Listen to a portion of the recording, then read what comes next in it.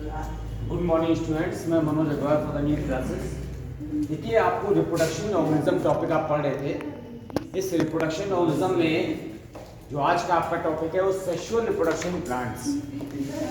आपने sexual reproduction में देख लिया था कि जो फ्लावर होता है that is the main part होता है मॉडिफाइड शूट। ठीक है, तो फ्लावर में ही मेल रिप्रोडक्टिव ऑर्गन पढ़ लिया था, फीमेल रिप्रोडक्टिव ऑर्गन पढ़ लिया था, एक्सेसरी वर्ब पढ़ लिए थे। तो मेल रिप्रोडक्टिव ऑर्गन उसका क्या था? एंडोशियम था। और फीमेल क्या था? गाइनोशियम था। एंडोशियम की यूनिट क्या थी? स्टमेन। और गाइनोशियम की पिस्टिल या कार्पेल। फिर उसके बाद एंडोशियम में जो स्टमेन था, स्टमेन का जो टॉप पार्ट था that is called the anther. Anther परागकोश में ही क्या बनते हैं? परागकण बनते हैं। तो कल हमने आपको फ्लावर का स्ट्रक्चर बता दिया था, उसके पार्ट्स बता दिए थे। आज हम आते हैं इसमें microsporogenesis.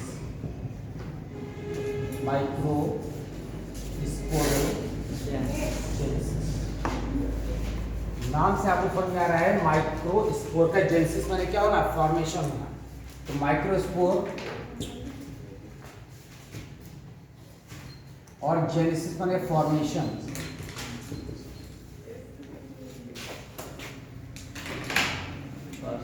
Microspore means pollen grain,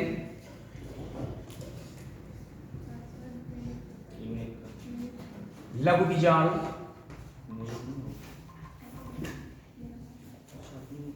और जेनेसिस मींस फॉर्मेशन। तो परागकण का जो फॉर्मेशन हो रहा है कहां पर? एंथर में या परागकोश में, that is called microsporogenesis. Hindi में कहते हैं इसको लघु बीजाणु जनन। लघु बीजाणु जनन। तो परागकण का परागकोश के भीतर जो निर्माण हो रहा है दैट इज कॉल्ड माइक्रोस्पोरोजेनेसिस। उसी को यहाँ पर क्या कहते हैं? लघु बीजाणु जनन। अब जो लघु बीजाणु जनन है वो परागकोश में कैसे होता है? परागकोश में कितने लोब होते हैं, कितने लोब में कितने चैम्बर होते हैं, ये अलग अलग प्लांट पर डिपेंड करता है। कुछ प्लांट्स ऐसे होते हैं जो उसका स्टमेन में जो एंथर होता है वो इसमें एक ही लोब होता है। हर लोब में 2 चैम्बर होते हैं। अगर एक लोब है, ठीक है, तो एक लोब का मतलब एक पाली, तो उसे क्या कहते हैं? यहाँ पर एक पालित परागकोश, उसमें 2 चैम्बर होते हैं। और अगर बाइलोब्ड है तो 2 पालियां हैं तो 2 में कितने चैम्बर होंगे? 4 चैम्बर होंगे। तो आपने यहाँ पर स्टमेन का स्ट्रक्चर देखा था, कल मैंने बनाया था। कैसा आपने स्टमेन बनाया था? ये यहाँ पर बाइलोब्ड एंथर बना हुआ है। कैसा है? बाइलोब्ड। जो बाइलोब्ड एंथर होता है, हर लोब में 2 चैम्बर होते हैं। तो इसमें कितने चैम्बर होंगे? Containing 4 chamber. इस तरह के 4 चैम्बर यहाँ पर किसमें होंगे? सामान्य पौधों में 4 चैम्बर होते हैं। किसमें? परागकोश में। अब जो चारों चैम्बर होते हैं, चारों चैम्बर में अलग अलग माइक्रोस्पोर या पॉलिन का क्या होता है? फॉर्मेशन होता है। इसी प्रोसेस को कहते हैं माइक्रोस्पोरोजेनेसिस। तो अगर हम यहाँ पर इसका टीएस देखें, टीएस करना बेटा,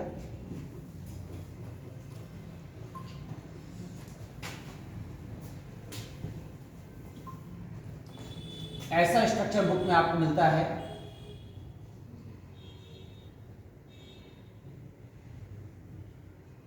ठीक है, इसको थोड़ा सा बड़ा बनाना है।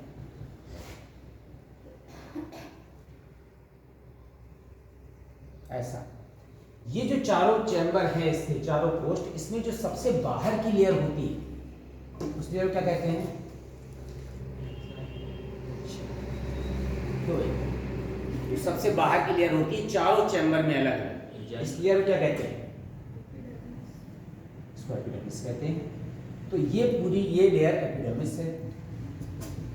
इनिशियली एपिडर्मिस हमने ऐसे बनाया। एपिडर्मिस के नीचे की सारी सेल कहलाएंगी हाइपोडर्मल सेल। क्या कहलाएंगी? हाइपोडर्मल। हम के लिए एक पार्ट बना रहे हैं। तो एपिडर्मिस के नीचे कोई भी एक सेल आकार में बड़ी हो गई, that is called the archesporial cell. Hindi में क्या कहते हैं? इसे कहते हैं प्रपसु कोशिका। प्रपसु माने इनिशियल कोशिका। For that is responsible for the formation of the microspore. ठीक, तो एपिडर्मिस के नीचे कोई भी एक हाइपोडर्मल सेल चारों कोनों पर एक एक आकार में बड़ी हो जा रही है। हमने केवल एक पार्ट को शो कर दिया, that is called archespore cell. अब आर्ची स्पोरियल सेल में ट्रांसवर्स डिवीजनों का अनुप्रस्थ विभाजन, तो एक सेल ऊपर कट जाएगी, एक सेल नीचे। यहां पर अगर हम ऐसे बना दें इसको, तो दिस द ट्रांसवर्स डिवीजन, जिसमें जो पेरिफेरल पार्ट की सेल है बाहर की तरफ है, अगर इस पार्ट में इसको ऐसा दिखा दें तो ये जो पार्ट है ये इनर पार्ट है, ये आउटर पार्ट है, तो ये वाली जो सेल है ये कहलाएगी प्राइमरी पैराइटल सेल। तो पैराइटल सेल माने भित्ति लेयर, ठीक है, टुवर्ड्स द पेरिफेरी, सतह की तरफ। और जो इनर सेल है that is called the primary sporogenous cell. Sporogenous cell means बीजाणु जनन कोशिका। और ये क्या है यहाँ पर, भित्तीय कोशिका। भित्ति माने लेयर, तो भित्तीय कोशिका हमेशा परिधि की तरफ होगी, तो ये भित्तीय कोशिका हो गई। और ये क्या हो गई यहाँ पर, बीजाणु जनन कोशिका। मतलब मेनली ये स्पोर फॉर्मेशन के लिए यही रिस्पॉन्सिबल है। अब क्या होगा, जो प्राइमरी पैराइटल सेल थी ये कंटिन्यूअसली डिवाइड करेगी। अब डिवाइड करेगी तो कई लेयर बनाएगी।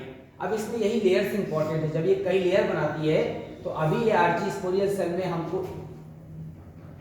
अभी हमने इस तरह का डिवीजन दिखा दिया ऐसा, तो ये कौन कौन सी हो गई, ये हो गई हमारी प्राइमरी पैराइटल, ये कौन सी हो गई, स्पोरोजिनस। अब ये जो पैराइटल सेल है परिधि की, ये जब डिवीजन करेगी तो कई लेयर बनेगी।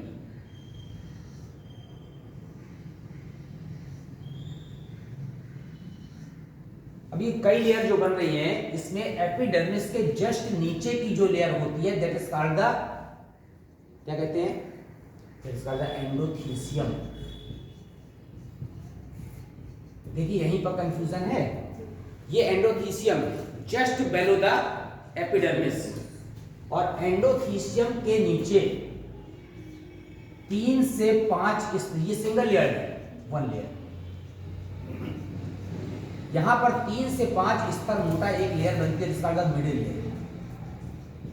तो मिडिल यहां पर एंडो के नीचे है, और ये कितने लेयर की है, 3 to 5 लेयर।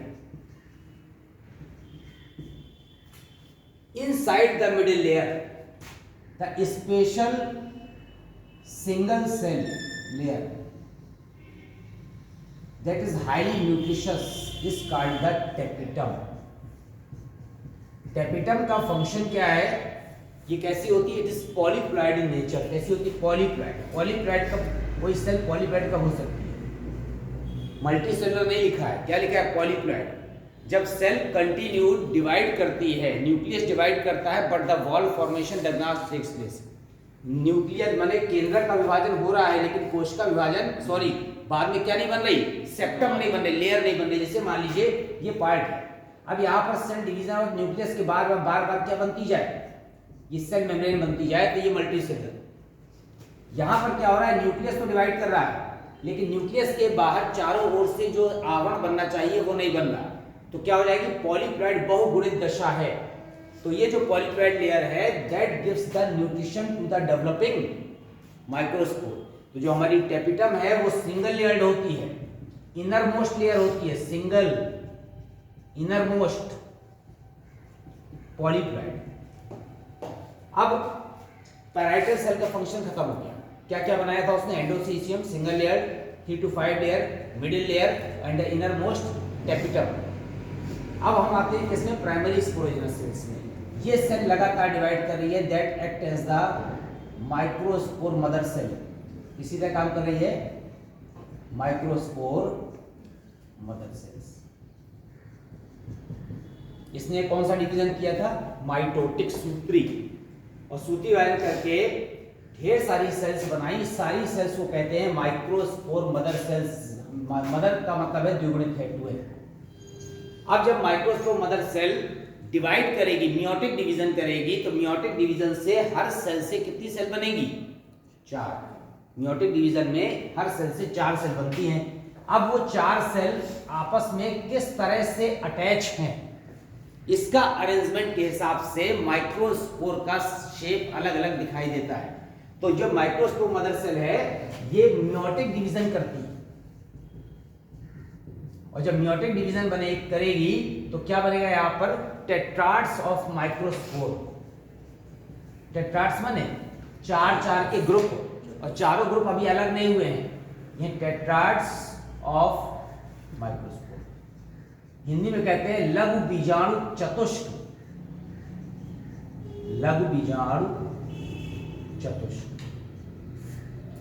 अब ये जो माइक्रोस्पोर के टेट्राड हैं चतुष्क, ये बुक में आप देखेंगे तो आपको अलग अलग आकृति के दिखाई देंगे, या तो ये ऐसा दिखाई दे, अरेंजमेंट के ऊपर है कि किस तरह से उसका अरेंजमेंट आपको दिखाई दे रहा है। ये है टेट्राहेड्रल चतुष्फलकी, इसमें 3 दिख रहे हैं, एक कहां है पीछे। अगर इस तरह की आकृति है तो उसे कहते हैं यहां पर आइसो बाइलेटरल। क्या कहते हैं? Iso bilateral. ये कौन सा था? ये था टेट्राहेड्रल। टेट्राहेड्रल को हिंदी में क्या कहते हैं? चतुष्फलकी कहते हैं। चतुष्फलकी में आपको 3 सेल दिखाई दे रही है, एक पीछे की तरफ नहीं दिखाई दे रही है। ये माइक्रोस्कोप कैसे हो जाएंगे? अगुणित है ये, लेकिन 4 के ग्रुप में। ये कैसा है? यहाँ पर इसे कहते हैं समद्विपार्श्व आइसोबाइलेटरल।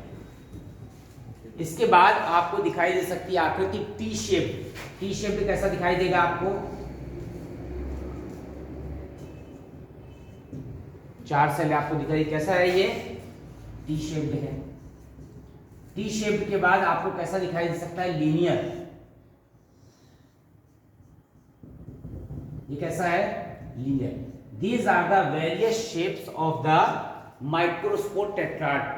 तो लघु बीजाणु के चतुष्क होते हैं वो अलग अलग शेप और साइज के दिखाई देते हैं क्योंकि ग्रुप में रहते हैं। और जब ये चारों इससे टूट के अलग हो जाते हैं तब उसे कहते हैं सिंगल सेल को माइक्रोस्पोर, लघु बीजाणु। तो आप देख रहे हैं माइक्रोस्पोरोजेंसिस में एंथर लोब में जो 4 चैम्बर है, हर चैम्बर में जो पेरिफेरल लेयर होती है it is called the epidermis. Inside the epidermis there is a single large cell called the, क्या कहलाएगी? Parietal cell. ठीक है, तो पैराइटल सेल की ठीक पहले क्या कहेंगे? Archesporial cell. तो archesporial cell is the hypodermal cell present just below the epidermis. अब जो हाइपोडर्मल सेल है वो चारों कोने में आकार में बड़ी हो जाएगी, और बड़ी हो जाएगी तो पेरिफेरल पार्ट में डिवीजन करके बनाएगी पैराइटल सेल, और इनर लेयर क्या बनाएगी? Inner cell, sporogenous. अब पैराइटल सेल फिर डिवाइड करेगी to make the 5 to 7 layers. The outer most endothecium, middle 3 to 5 layer middle layer, and the inner most is called the tapetum. Tapetum is the single inner most and the polyploid layer which gives the nutrition to the developing microspore. अब आते हैं sporogenous cell में। इसने पहले mitotic division किया, सूत्री, तो बनाया microspore mother cells, and these are microspore mother cells divide meiotically to make the tetrad of microspore. जब मियोटिक डिवीजन होगा सूत्री तो ये बनाएंगे अगुणित सेल्स। ठीक है, और ये 4 के ग्रुप विभिन्न आकृतियों में आपको दिखाई देते हैं, कहते हैं टेट्राड्स। और जब ये चारों अलग अलग हो जाते हैं तो इसे क्या कहते हैं? माइक्रोस्पोर।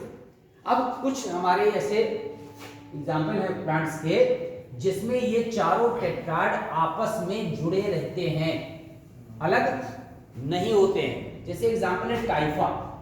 तो टाइफा में कहीं लिखा था these are the compound pollen grains. Compound pollen grains. Microspore is also called the pollen grain. Microspore क्या कहते हैं? Pollen grain. ठीक, कंपाउंड पोलिंग ग्रेन्स क्या है? अगर ये चारों टेट्राड आपस में अलग नहीं हो रहे हैं और चारों 4 के ग्रुप में ही सब रहते हैं, that is called the compound polling. Example है टाइफा। ठीक है, अब टाइफा के अलावा एक वर्ड आता है पोलिनियम।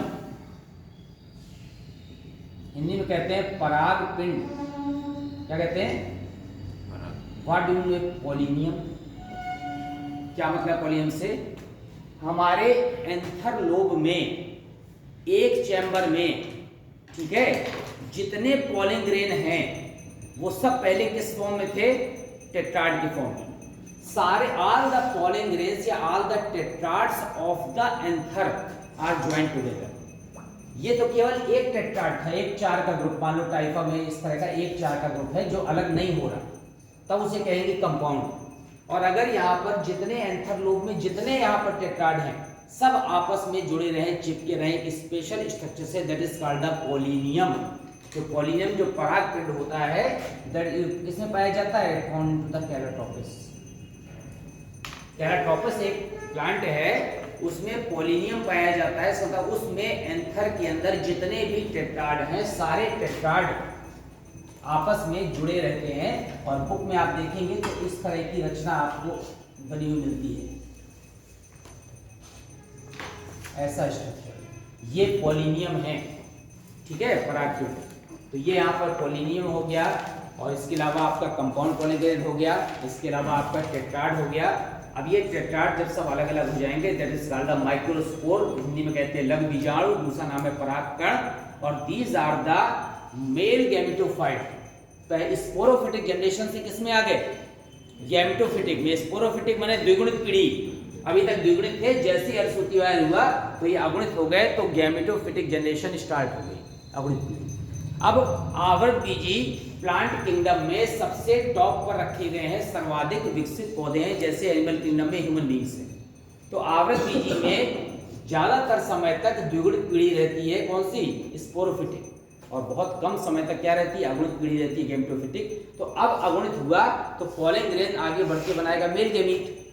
और इसी तरह से यहाँ पर मेगा स्पोरोजेंसिस के फलस्वरूप क्या बनेगा? Mega spore.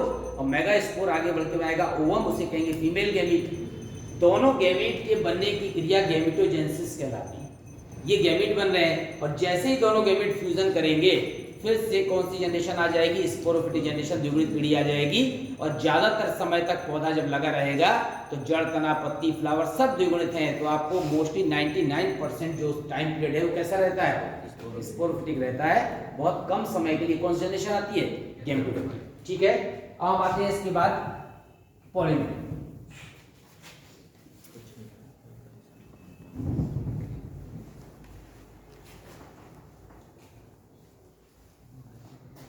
Pollen grain camera चल रहा है ना?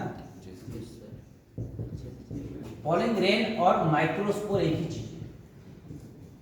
लघु बीजाणु कहते हैं, परागकण कहते हैं, और दोनों ही क्या होते हैं? अगुणित होते हैं। किस प्रोसेस से बने हैं? माइक्रोस्पोरेजेंसिस से बने हैं, ठीक है ना? तो ये आपने जो बनाया हुआ है ये सिंगल माइक्रोस्पोर, एकल लघु बीजाणु। अभी तक आप ग्रुप बनाए थे 4-4 का, अब ये ग्रुप से अलग होकर के सिंगल क्या है? माइक्रोस्पोर। माइक्रोस्पोर या पॉलन ग्रेन है that is involved by the double layered structure. कैसा होता है? दोहरे आवरण से घिरा होता है। जो आउटर मोस्ट आवरण होता है या आउटर लेयर होती है, आउटर दैट इज कैसी होती है? खुरदनी, टफ स्ट्रक्चर होता है। तो ये यहाँ पर टफ रफ स्ट्रक्चर, इसको क्या कहते हैं? इसको कहते हैं एक्साइन। एक्साइन को हिंदी में कहते हैं बाह्य चोल। चोल माने होता है आवरण, बाह्य माने बाह्य, एक्स माने बाहरी आवरण। तो जो बाहरी आवरण होता है दैट इज रफ टफ होता है, जो बाह्य चोल भी कहते हैं, as well as made up of sporopollenin, made up of sporo, एक पदार्थ होता है स्पोरोपोलिन। इस पदार्थ का बना होता है कौन सा? बाहरी आवरण। क्या देता है? प्रोटेक्शन देता है, रफनेस देता है। और ये जो रफनेस है that is made up of the in which layer? किस लेयर से बनी है? ये जो रफनेस दिखाई दे रही है ना, ये रफनेस किस लेयर से बनी है? किसका यहाँ पर आउटर आवरण किसका था? ये था आपका किसका? इसके जो बाहर का आवरण है, आपने देखा जो पैराइटल सेल थी वो डिवाइड करके कई लेयर बना रही थी सराउंडिंग। उसकी इनर मोस्ट लेयर क्या थी? पैराइटल की। टेपिटम, ये टेपिटम है।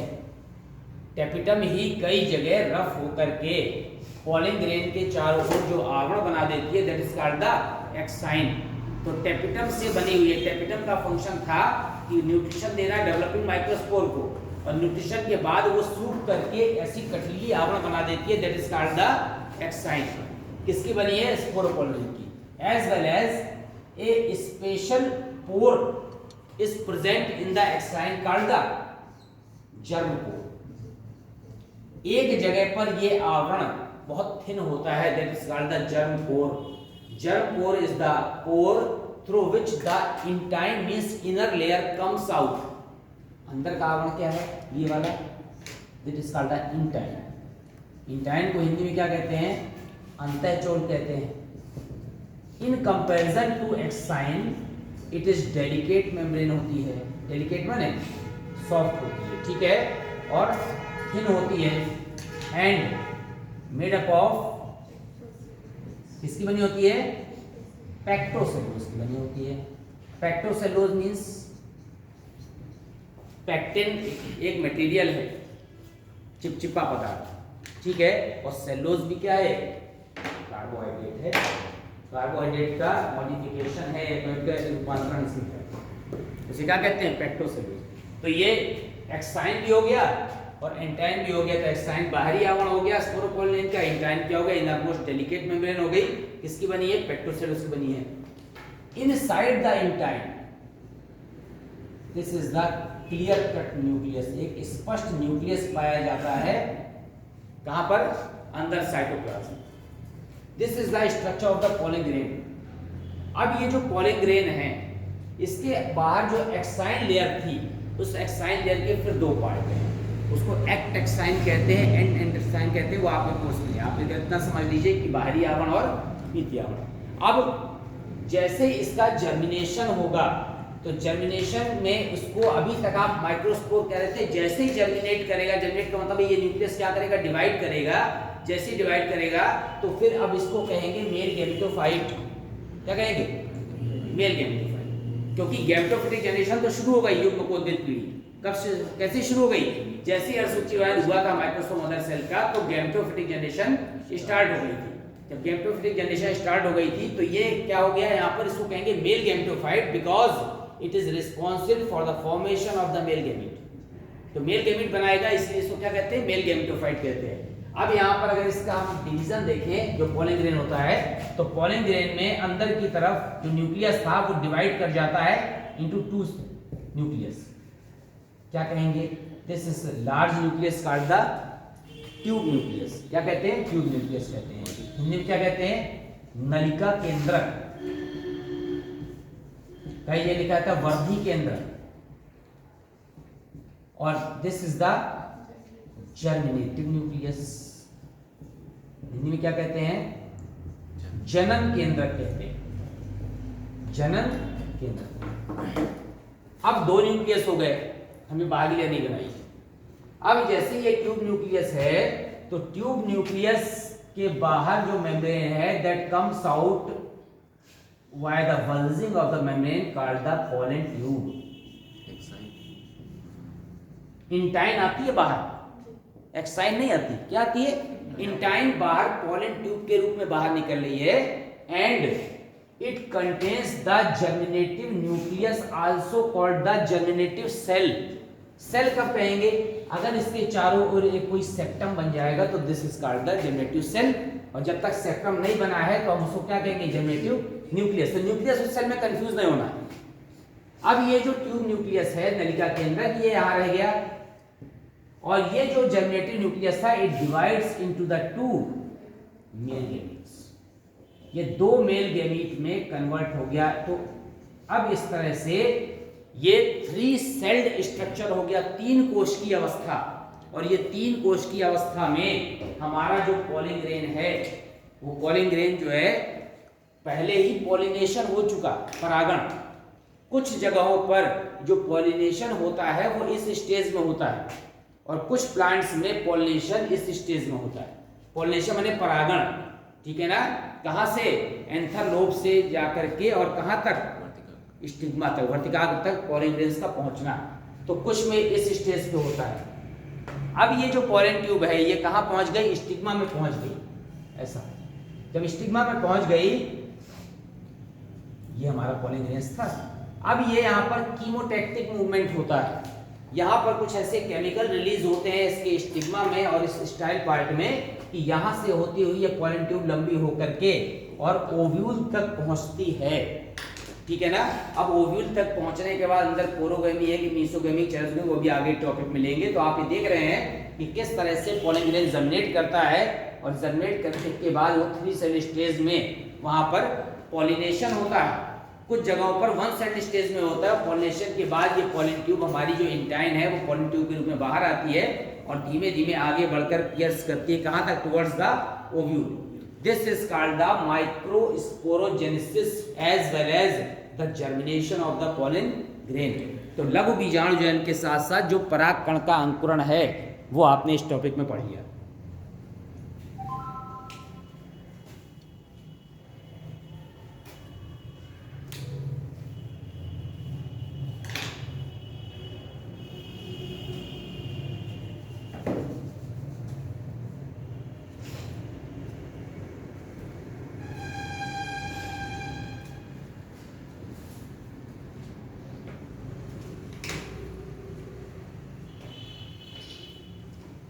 ठीक है, अब हम माइक्रोस्पोरोजेनेसिस के बाद टॉपिक पे आते हैं मेगास्पोरोजेनेसिस, माने क्या कहेंगे उसको, गुरु बीजाणु जनन। तो माइक्रोस्पोरोजेनेसिस लघु बीजाणु जनन क्योंकि इसमें जो मेल गैमीट बनता है वो हमेशा साइज में छोटा होता है ऐसा माना जाता है, और माइक्रोस्पोर को हिंदी में लघु बीजाणु कहते हैं, इसलिए माइक्रोस्पोरोजेनेसिस था।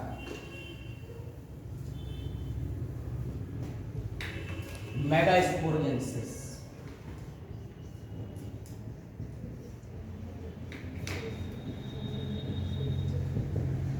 गुरु बीजाणु जनन, क्या डेफिनेशन होगी इसकी बताइए, मेगास्पोरोजेनेसिस की डेफिनेशन बताइए। गुरु बीजाणु जनन मेल नहीं, मेल तो बन चुका, केवल फीमेल गैमेट का निर्माण, अभी थोड़ा सा कमी है। द फॉर्मेशन ऑफ, नहीं मदर सेल मत लगा दीजिए, द फॉर्मेशन ऑफ मेगास्पोर, महाबीजाणु का निर्माण, ठीक है ना। और महाबीजाणु के साथ साथ किसका निर्माण, एम्ब्रायो सैक तो वही है, एम्ब्रायो सैक तो वही है। बुक में लिखा रहता है कि बीजांड और बीजांड काय, माने बीजांड माने ओव्यूल और बीजांड काय माने क्या है यहाँ पर, तो हमारा बीजांड काय, बीजांड काय माने न्यूसेलस और एम्ब्रायो सैक माने मेगास्पोर के निर्माण और परिवर्धन की क्रिया मेगास्पोरोजेनेसिस कहलाती है। अब मेगास्पोरोजेनेसिस हमेशा ओव्यूल के अंदर होती है, ओव्यूल का फॉर्मेशन नहीं हो रहा उसमें, क्या है ओव्यूल के अंदर होती है। अभी ओव्यूल का स्ट्रक्चर हम देखेंगे तो सबसे पहले जो ओव्यूल में बीजांड होता है, बीजांड के अंदर चारों तरफ जो टिश्यू भरा होता है, what is the name, nucellus, Hindi में कहते हैं बीजांड काय। तो बीजांड काय की कोई भी एक कोशिका, न्यूसेलस की कोई भी एक ये कोशिका एपिडर्मल सेल है, बीजांड काय की कोई भी एक हाइपोडर्मल सेल आकार में बड़ी हो जाती है। सेम फिनोमेना उसी की तरह है। This cell is called the archesporial cell. कौन सी सेल थी ये, हाइपोडर्मल थी, हाइपो माने बिल्कुल जस्ट बाहर की नहीं थी, हाइपोडर्मल सेल। तो ये आकार में इलाज कर गई, जब आकार में इलाज कर जाएगी तो इसे कहेंगे आर्चीस्पोरियल सेल, हिंदी में कहेंगे प्रपसु कोशिका। अब सेकेंड स्ट्रक्चर में देखें, ये जो आर्चीस्पोरियल सेल थी हमारी, इसमें ट्रांसवर्स डिवीजन होता है, अनुप्रस्थ विभाजन। जब भी किसी सेल में ट्रांसवर्स डिवीजन होगा अनुप्रस्थ, तो जैसे पिक्चर में से गर्दन काट देते हैं तलवार से, तो ये आपने ट्रांसवर्स काटा, तो जो पेरिफेरल सेल है उसे फिर से कहेंगे क्या, parietal cell, primary parietal cell, Hindi में कहते हैं हृदय कोशिका।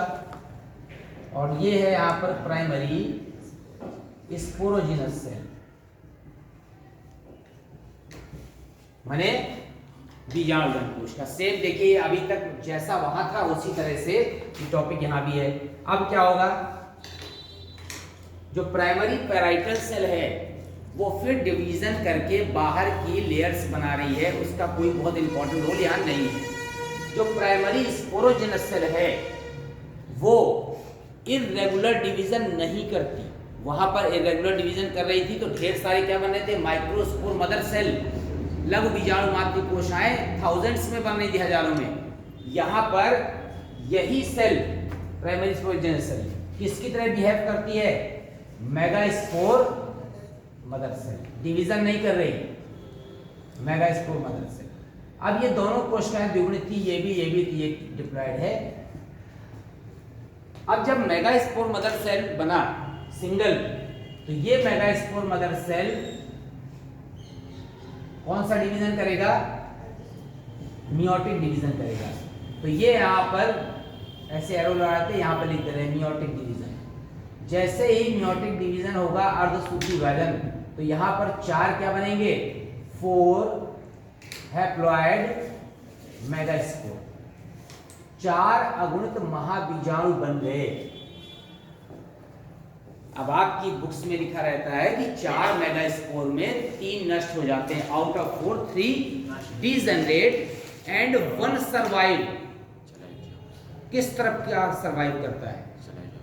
अगर आप ओव्यूल का स्ट्रक्चर देखें, मैं आर्थोट्रोपस बना रहा हूं, ये यहां पर क्या है? न्यूसेलस है पूरा।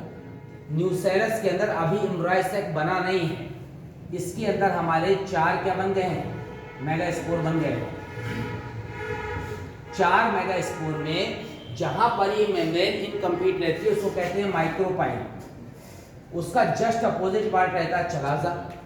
तो 4 जब बने मेगास्पोर, तो 4 में से 3 नष्ट हो गए, फिर 1 बचा। जब 3 नष्ट हो गए यहाँ पर, तो कौन वाला बचा? चलाजा वाला।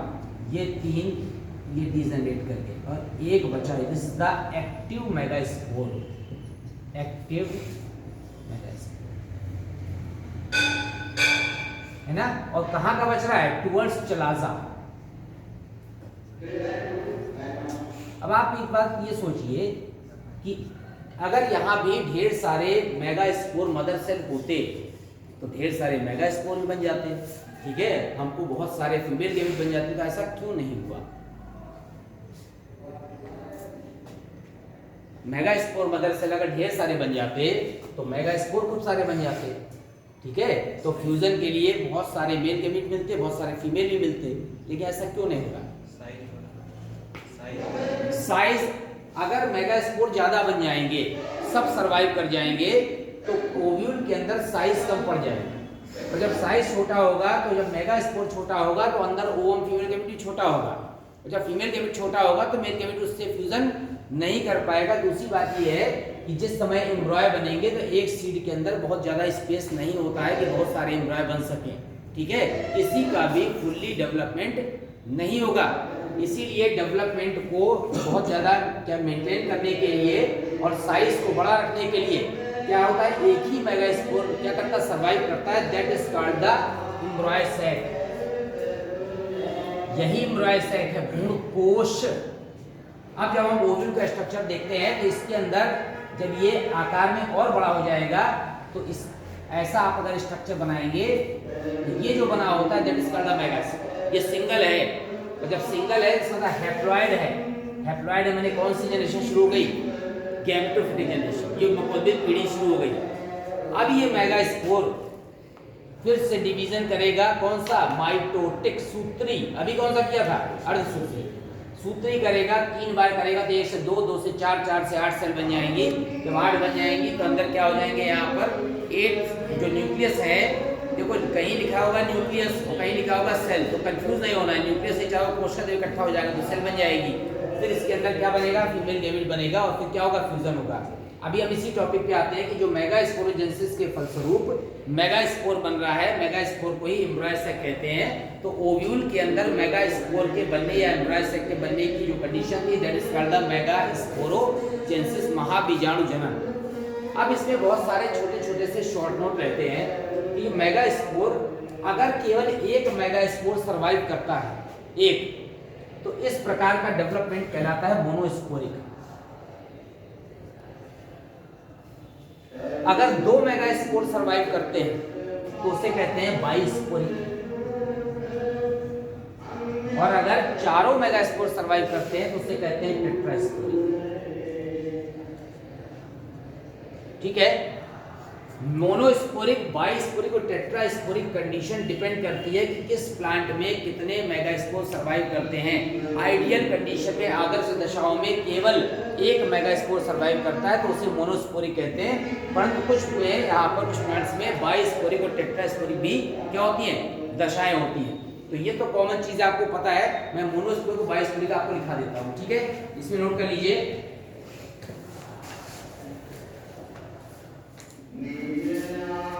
ऐसा लिख दीजिए कि मेगास्पोर फॉर्मेशन या embryo sac formation is monosporic, bisporic और टेट्रास्पोरिक।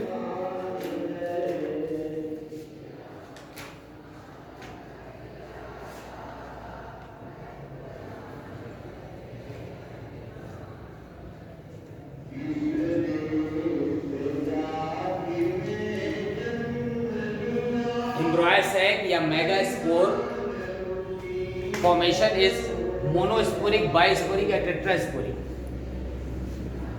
और इसी को फीमेल गैमेटोफाइट कहते हैं, किसको? एम्ब्रायो सैक, क्योंकि क्या शुरू हो गया इससे, फीमेल गैमेट का फॉर्मेशन यहां से होगा, ठीक है। तो लिख लीजिए पहले, हेडिंग डालिए monosporic, monosporic type.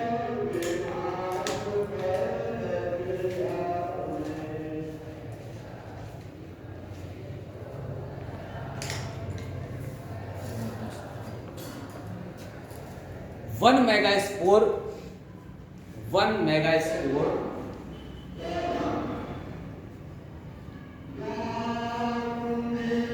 undergoes division to make female gametophyte. One megaspore takes formation या ऐसा किया undergoes division to make female gametophyte, माने एक मेगास्पोर ही फीमेल गैमेटोफाइट को बनाता है।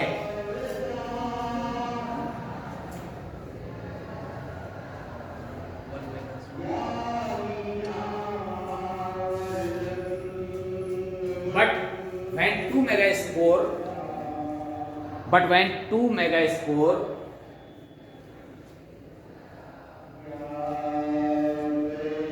undergoes division to make female gametophyte,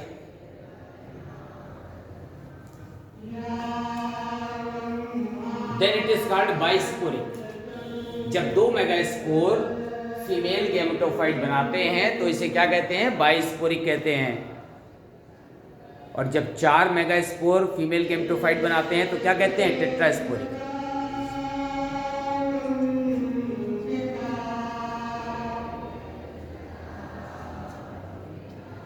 जब मैं एक मेगास्पोर फीमेल गैमेटोफाइट बनाता है तो उसे मोनोस्पोरिक कहते हैं, जब 2 बनाते हैं तो बाइस्पोरिक कहते हैं, जब 2 से ज्यादा माने 4 बनाते हैं तो टेट्रास्पोरिक कहते हैं। तो ये यहाँ पर एम्ब्रायो सैक फॉर्मेशन के लिए 3 दशाएं हो सकती हैं।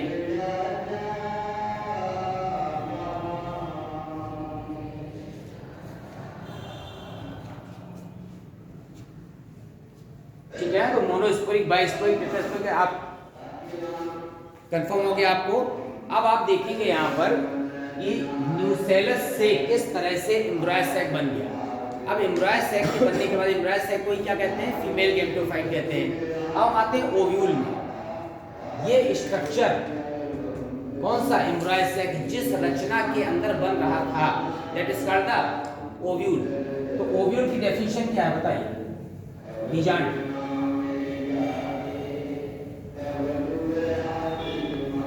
बीजांड किसे कहते हैं? What is ovule?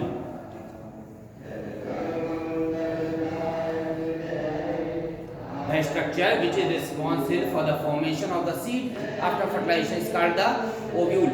तो आपने देखा है जब भी कि आप कोई फ्लावर बनाते हैं तो आपने ऐसे फ्लावर बनाया, ऐसे समझने के लिए इसके अंदर ओवरी के अंदर ऐसा स्ट्रक्चर बना होता है। ये क्या है? ओव्यूल है, बीजांड है। तो ओव्यूल में मुख्य रूप से कौन कौन से भाग होते हैं? एक मोस्ट कॉमन ओव्यूल ऐसा होता है, अभी टाइप्स बताएंगे। ये it is the most common ovule. Ovule में ये देखिए, ऐसे समझिए, ये ओवरी, ठीक है। ओवरी को जो भाग टच कर रहा है, the part of ovule which touches the wall of ovary is called the, क्या कहते हैं? फ्यूनिकल, माने बीजांड व्रंत। जैसे पुष्प का व्रंत होता है जिसे पकड़ते हैं, उसी तरह से ये वाला जो ओव्यूल है, इसका जो पेडिसल है, पार्ट है, जो किसको टच कर रहा है? ओवरी की वॉल को टच कर रहा है, दैट इज कॉल्ड द बीजांड व्रंत आल्सो कॉल्ड द फ्यूनिकल। तो funicle is the part of ovule by which it attaches to the ovary wall. तो ओवरी की वाल से अटैच होने वाली रचना, व्रंतनुमा रचना क्या कहलाती है? फ्यूनिकल कहलाती है। अब बीजांड व्रंत के बाद फिर क्या होगा? This embryo sac is covered by the envelope called the integument. जो हमारा एम्ब्रॉय सैक है तो हम पढ़ चुके हैं, एम्ब्रॉय सैक चारों ओर से जिस मेम्ब्रेन से कवर्ड रहता है that is called the integuments. These integuments may be single, may be double और मे बी ट्रिपल। एक लेयर की हो सकती है, दो की हो सकती है, तीन की हो सकती है। तो ये दीज आर द इंटेगुमेंट्स। तो इंटेगुमेंट्स में मोस्टली दो कंडीशन दिखाई देती है। It is called the unitegment and it is called the bitegment. अगर दो लेयर से घिरा हुआ है embryo sac that is called the bitegment. Most common example bitegment ही है। और अगर एक लेयर से घिरा हुआ है तो यूनिटेगमेंट।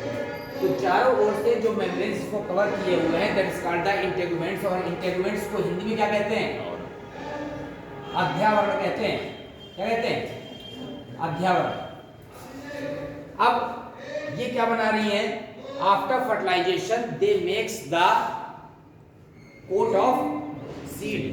जो सीड कोट बनता है, बीज आवरण, वो ये, ठीक है। और जो फल भित्ति का जो आवरण है वो ये। तो जो ओवरी की वाल होती है that is called the pericarp. Ovary की वाल है इस कॉल्ड द पेरिकार्प। कार्प क्यों बना है? बायोलॉजी में हर शब्द कार्प थे। कार्प बना कार्पल्स से, ठीक है ना। पिस्टिल नाम सुना है, पिस्टिल का दूसरा नाम है कार्पेल। कार्पेल माने अंडक, ठीक है ना। तो ये जो पेरी माने चारों तरफ से, कार्प माने कार्पस पार्ट को, जो फीमेल पार्ट को चारों ओर से घेरने वाला आवरण पेरिकार्प है। तो pericarp is differentiated into the epicarp, mesocarp and endocarp. All the three layers are differentiated into the fleshy fruit. जो फ्लैशी फ्रूट होते हैं, मांसल फल, उसमें ये तीनों भाग क्लियर दिखाई देते हैं। और ड्राई फ्रूट में भी होते हैं लेकिन क्लियर दिखाई नहीं देते हैं। जैसे आप नारियल में देखते हैं, जो ग्रीनिश लेयर है that is called the epicarp. जो फाइब्रस लेयर है, जटाएं, that is mesocarp and the inner layer is called the endocarp. तो ये तीनों पार्ट आपको दिखाई दे रहे हैं because the ovary is converted into the fruit after fertilisation. निषेचन के बाद पुष्प का अंडाशय ही किसमें बदल जाता है? फल में। तो इसकी जो वॉल होगी वो बनाएगी फल भित्ति। और ovule is converted into the seed. तो ओव्यूल की जो मेम्ब्रेन होगी वो क्या बनाएगी? सीड कोट बनाएगी। ओव्यूल किसमें बदल जाएगा? सीड में बदल जाएगा। तो हम ये आपको बता रहे हैं कि जो ओव्यूल है इसमें जो पार्ट अटैच रहता है ovary say that is called the funicle. जो पार्ट एम्ब्रॉय सैक को चारों ओर से घेरे रहता है उसे कहते हैं integument. The integuments are incomplete at the apical part। एक जगह पर ये जो इंटेगुमेंट्स है वो अधूरे रह जाते हैं। That is called the micropyle। Micropyle को हिंदी में कहते हैं बीजांड द्वार। इसका मतलब है कि बीजांड में अंदर प्रवेश करना है। अगर बीजांड के अंदर यहाँ पर एम्ब्रॉय सैक में, तो ये उसका गेट है, जिसका नाम पड़ेगा बीजांड द्वार, ठीक है। और ये जो इंटेगुमेंट है जहां से शुरुआत होती है, जहां से ओरिजिन शुरू होती है, इसका नाम चलाजा। चलाजा को हिंदी में क्या कहते हैं? निभाग।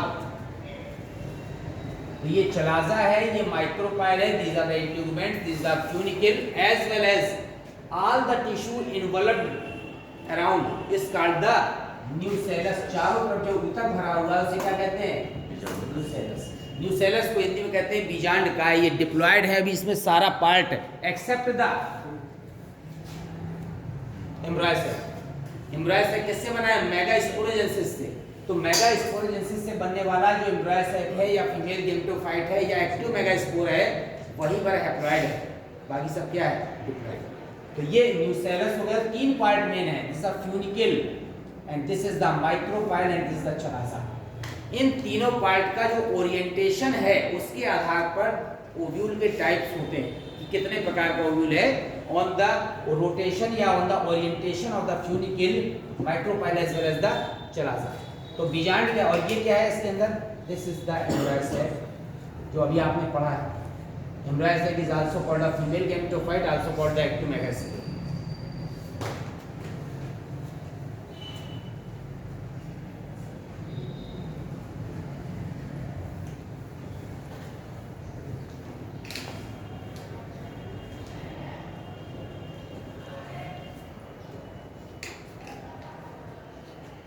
क्या भैया मेरी फोटो खींच रहे हो क्या? अच्छा यार सुंदर लोगों की खींचो, हमारी क्या करोगे? अरे हम कहाँ सुंदर हैं यार,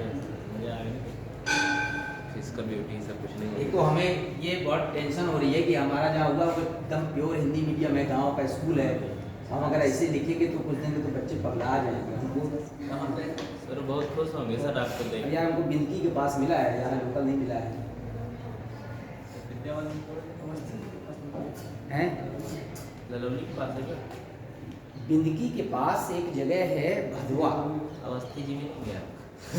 भदवा एक जगह है बिंदकी के पास, बदवारा बिंदकी से 13 किलोमीटर और फतेहपुर से 22, बिंदकी और फतेहपुर के बीच में है, वहाँ मिला हुआ है। चले जाएंगे। है क्या तुम्हारा कोई परिचय वहाँ? खैर मेरा है, कोई जरूरत नहीं। ठीक है, हमारे बॉटनी के टीचर पढ़ाते हैं वहीं के हैं क्या? ललोनी में पढ़ाते हैं। क्या नाम है? अमित अवस्थी पहले डिग्री कॉलेज में थे क्या? जीएन में थे। पहले थे ना, अब नहीं है ना। अब देखिए हमने क्या पढ़ लिया, ओव्यूल पढ़ लिया। अब ओव्यूल में टाइप्स ऑफ ओव्यूल पढ़ना कि बीजांड के प्रकार कैसे होते हैं। तो 3 चीजें हमने आपको बता दिया है। कौन कौन सा? एक बनाया फ्यूनिकल माने बीजांड ग्रंथ, एक बताया माइक्रोपाइल, एक बताया चलाजा। इन 3 की पोजीशन के आधार पर ओव्यूल के प्रकार तय होते हैं। अब जो टाइप्स ऑफ ओव्यूल है, अगर ये तीनों पार्ट 180 डिग्री के एंगल पर हैं, ये फ्यूनिकल, ये माइक्रोपाइल और ये चलाजा, तीनों 180 डिग्री पर हैं, तो इसे कहते हैं आर्थोट्रोपस। आर्थोट्रोपस को हिंदी में कहते हैं रिजु। रिजु का मतलब है, रिजु कोण आपको पता है 180 डिग्री का होता है। तो यहाँ पर फ्यूनिकल, चलाजा और माइक्रोपाइल तीनों एक सिंगल स्टैंड पर हैं, तो उसे आर्थोट्रोपस ओव्यूल कहते हैं। जो आर्थोट्रोपस ओव्यूल होता है उसका एग्जाम्पल कोई बता सकता है कि क्या होता है? रूमेक्स और पॉलीगोनम, लर्न कर लीजिए, यही पूछते हैं। एग्जाम्पल है यहाँ पर रूमेक्स एंड पॉलीगोनम। एक बार एग्जाम में आया था, पॉलीगोनम टाइप का ओव्यूल बनाइए। बहुत सारे बच्चे आर्थोट्रोपस तो पढ़े थे लेकिन पॉलीगोनम नहीं पता था, तो इसको पॉलीगोनम टाइप भी कहते हैं, इसलिए आपको पता होना चाहिए this is the polygonum type of ovule. तो दूसरा पार्ट है इसका, ये फर्स्ट हो गया। ठीक है, जो सेकंड पार्ट है आपका, that is called the anatropous.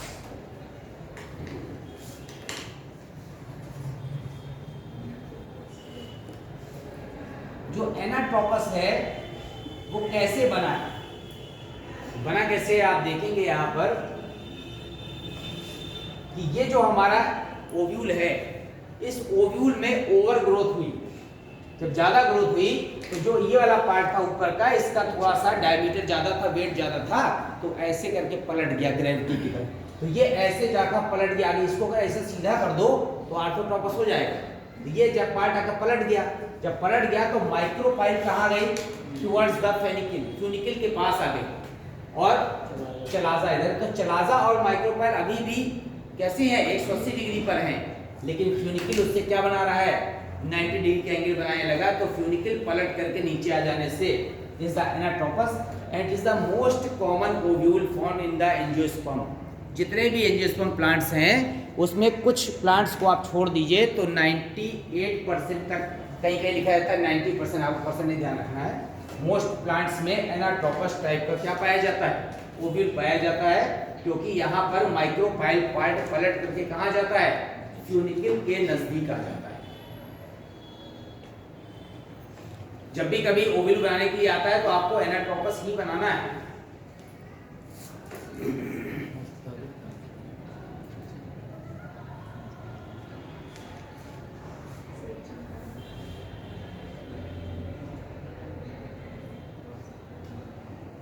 तो आर्थोट्रोपस हो गया, एनाट्रोपस हो गया। एक होता है हेमीट्रोपस। हेमी माने आपको पता है क्या होता है? हेमी माने हाफ, हेमिस्फीयर माने अर्धगोलार्ध, उसका हेमी माने हाफ। तो आप ये देखेंगे कि यहाँ पर ये हमने ऐसा बनाया, ये पूरा नहीं पलटा, इसमें पूरा पलट गया था, ये हाफ पलटा है। तो इधर पर जो माइक्रोपाइल और चलाजा है that are at the horizontal line, जो माइक्रोपाइल चलाजा है वो क्षैतिज सीधी रेखा में आ गए, और इसमें किसमें थे, अनुलंब सीधी रेखा में थे, और यहाँ पे हेमिटोपस में क्षैतिज सीधी रेखा में आ गए, और ये सीधा ऐसे बना हुआ है। इसमें एग्जांपल है रेननकुलस,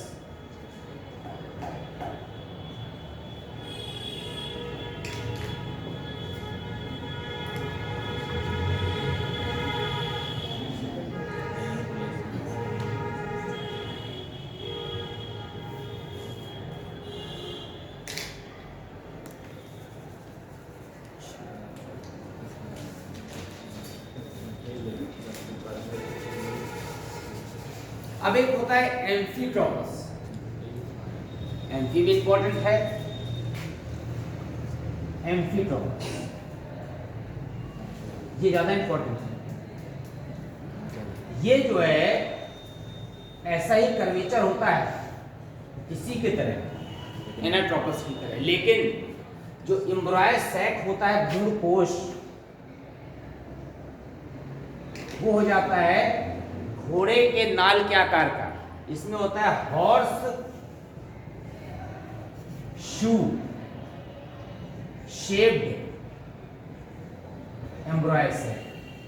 इसे बस इतना याद रखना है कि हॉर्स शू शेप्ड का एम्ब्रॉय सैक पाया जाता है, that is called the amphitropous type of ovule.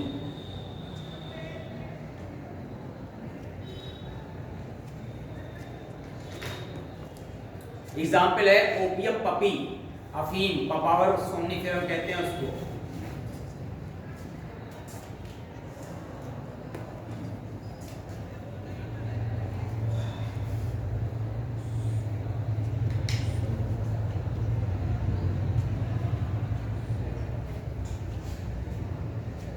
ठीक है, एक और है यहाँ पर कैम्पाइलोट्रोपस।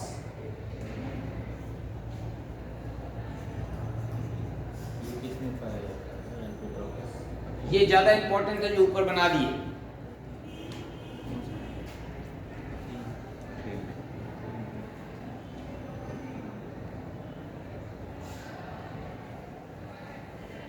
कैम्पाइलोट्रोपस जो लेग्यूमिनेसी फैमिली होती है, क्रूसीफेरी फैमिली होती है, उसमें पाया जाता है।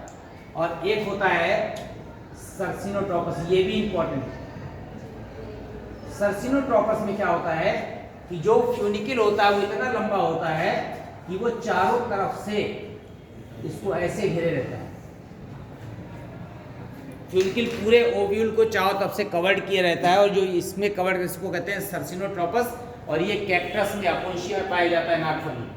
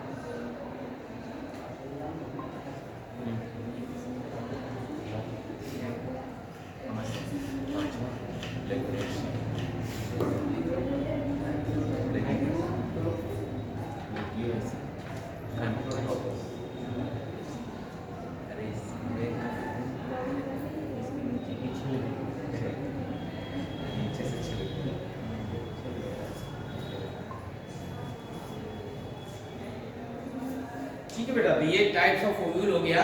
अब टाइप्स ऑफ ओव्यूल के बाद इससे पहले कि फर्टिलाइजेशन में आए हम आते हैं पॉलिनेशन, परागण। पॉलिनेशन सबका पढ़ा हुआ है कि पॉलिनेशन में एक प्लांट के या फ्लावर के कह सकते हैं एंथर लोब से जो पॉलिन ग्रेन्स निकलते हैं वो कहाँ तक जाते हैं, स्टिग्मा तक जाते हैं। लेकिन पॉलिनेशन में जो दो टाइप होता है, सेल्फ और क्रॉस, तो सेल्फ और क्रॉस पॉलिनेशन को आपको बताना है क्या होता है। सेल्फ पॉलिनेशन और क्रॉस पॉलिनेशन बताओ। स्वपरागण और परपरागण बताइए।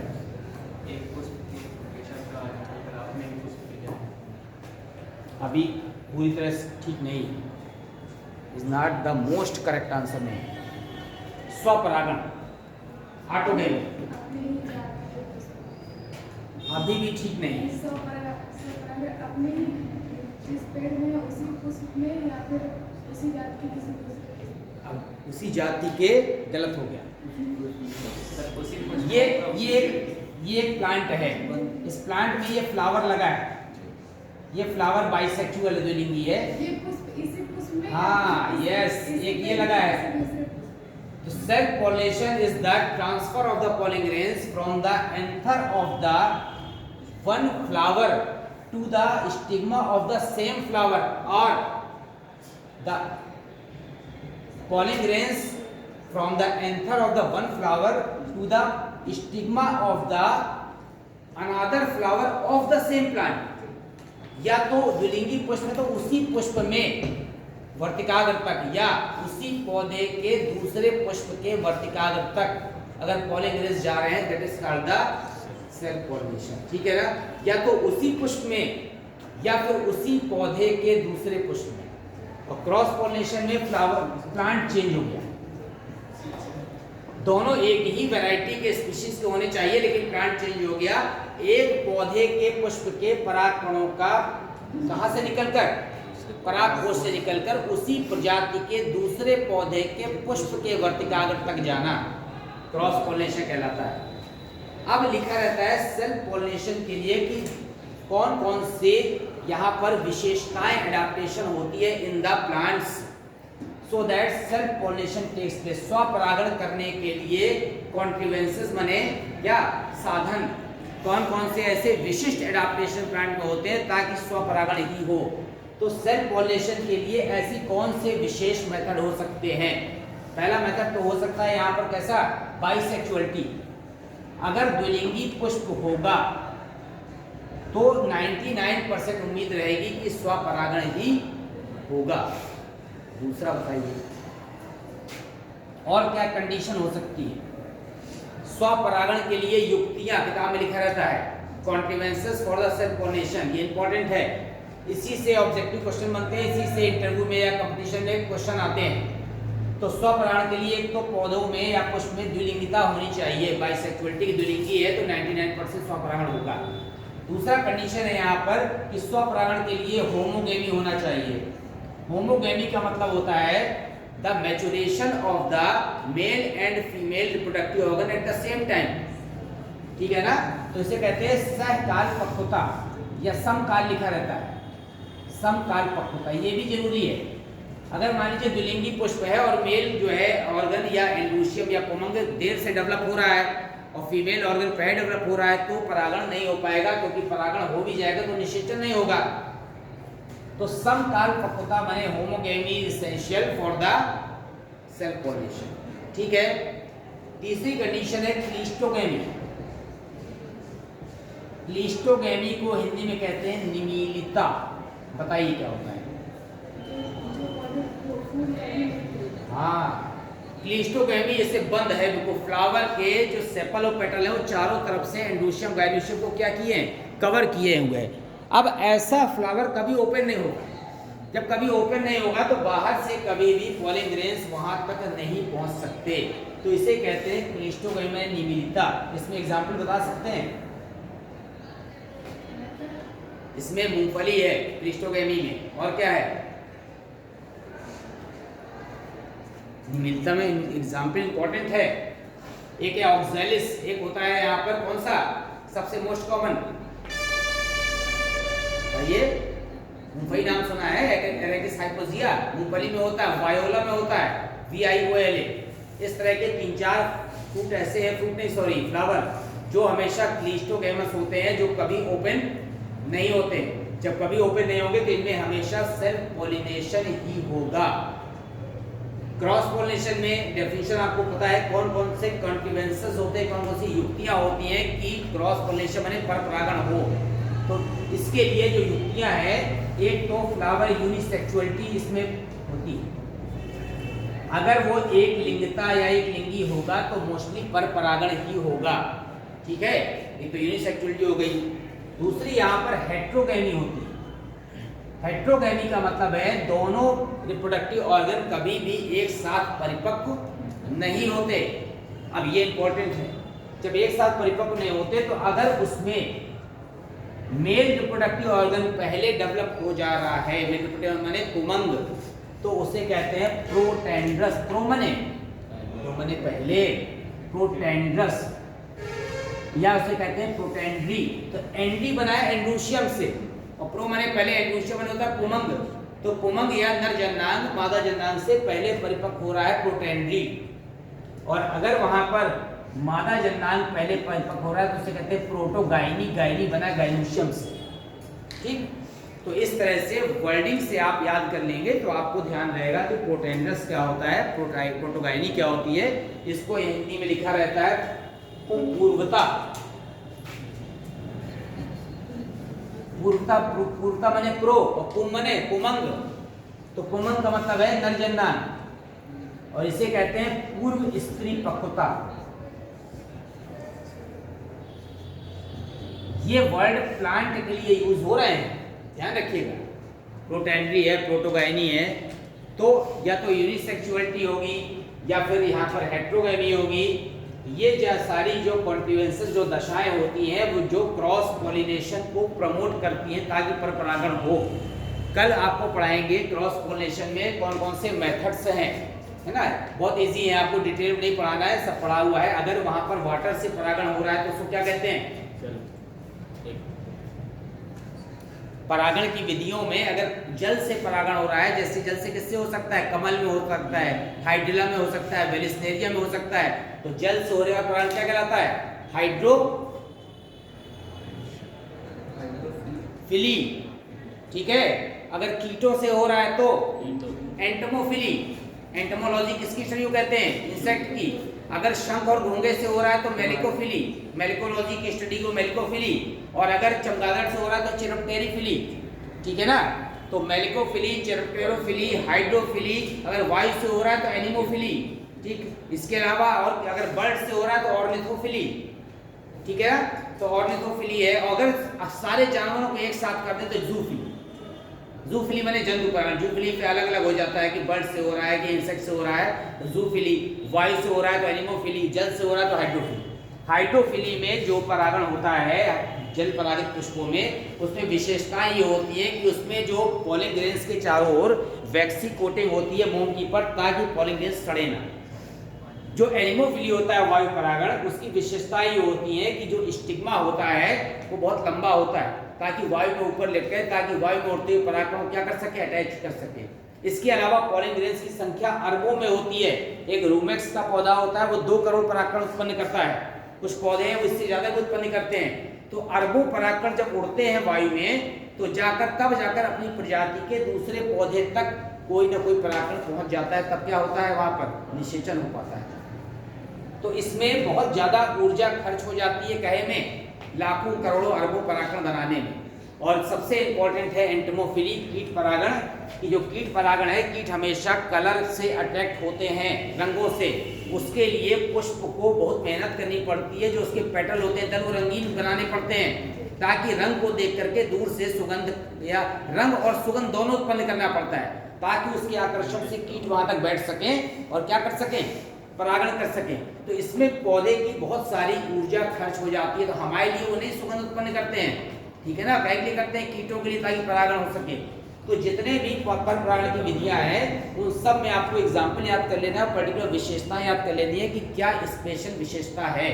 और कीट परागित पुष्प हमेशा आकार में बड़े होते हैं, अगर छोटे होते हैं तो ग्रुप में होते हैं ताकि झुंड दूर से दिखाई दे, ठीक है ना। इसी तरह से जो ऑर्निथोफिली होती है पक्षी परागण, उसमें भी जो परागित पुष्प होते हैं वो या तो कलर्ड होते हैं, दूसरी बात यह है कि उसका साइज बड़ा होता है ताकि बर्ड्स अपनी चोंच से पॉलिन ग्रेन को टच कर सके, और जब दूसरे फ्रूट फ्लावर तक जाएगी तो नेक्टर चूसने के लिए वहां पर जो पॉलिन ग्रेन्स कहाँ हो जाएंगे, ऑटोमेटिक वहां तक वर्टिकाग्र तक पहुंच जाएंगे। इसके अलावा मनुष्यों द्वारा भी परागण हो सकता है, जैसे आप कहीं से निकल रहे हैं रगड़ते हुए तो फ्लावर से पॉलिन ग्रेन्स आपको चिपक सकते हैं और दूसरे पौधे के पास तक जाते जाते यहाँ से निकल के कहाँ जा सकते हैं, वर्टिकाग्र तक जा सकते हैं। जो इसकी विधियां हैं वो आपको पढ़ लेनी है। स्वपरागण और परपरागण में आपको हानि लाभ पढ़ लेने। स्वपरागण की विशेषता ये है या लाभ ये है कि वो ऑटोमेटिक हो जाता है, उसके लिए रंग सुगंध मकरंद इकट्ठा नहीं करनी पड़ती, लेकिन नुकसान ये है कि विभिन्नताएं उत्पन्न नहीं होती, वही जनक के लक्षण आते रहते हैं, इसलिए विभिन्नताएं उत्पन्न नहीं हो पाती है। जबकि क्रॉस पॉलिनेशन में वेरिएशन भिन्नताएं उत्पन्न हो जाती है और क्या हो जाता है,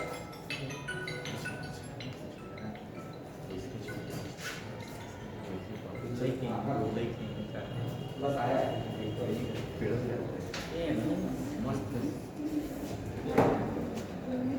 ठीक है बेटा, थैंक यू।